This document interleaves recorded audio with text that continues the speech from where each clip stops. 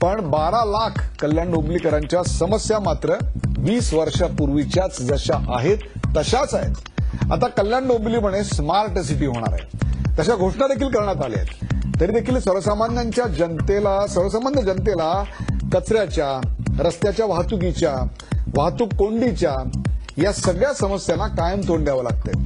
पुण्यानंतर महाराष्ट्राची सांस्कृतिक उपराजधानी आणि या देशातलं एक सर्वात जास्त शिकलेल्या लोकांचं शहर अशी डोंबिवलीची खरं तर ओळख, पण सध्याचं जे बकाल रूप या शहराला आलंय ते अत्यंत वेदनादायी असंच आहे। निवडणुकांपूर्वी इथे राजकीय नेत्यांची वर्दळ वाढते, आश्वासनांचा पूर येतो, मात्र निवडणुकीचे निकाल येतात आणि सगळं हवेत विरून जातं।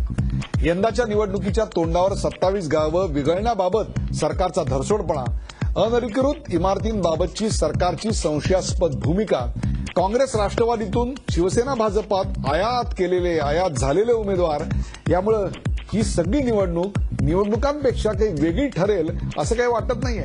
म्हणजे जे कमरेला बंदूक लावणारे, म्हणजे ही भाषा जर कल्याण डोंबिवलीकरांना नवीन असेल बंदुका वगैरे, तर कमरेला घोडा लावणारे तेच ते नगरसेवक पुन्हा या सुशिक्षित शहराचं नेतृत्व करताना आपल्याला पाहायला मिळणार आहेत का? स्मार्ट सिटीच्या घोषणेचा फायदा बिल्डरांना होणार की सर्वसामान्य जनतेला?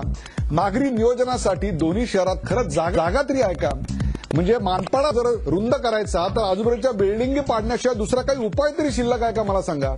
20 वर्ष सत्ताधारी नेमकं केलं तरी काय? यंदाच्या निवडणुकीत युती होणार का शिवसेना भाजपात बाजी कोण मारणार? यासारख्या असंख्य प्रश्नांचा वेध घेऊयात आजच्या खास रोकटोक कार्यक्रमात डोंबिवली फास्ट।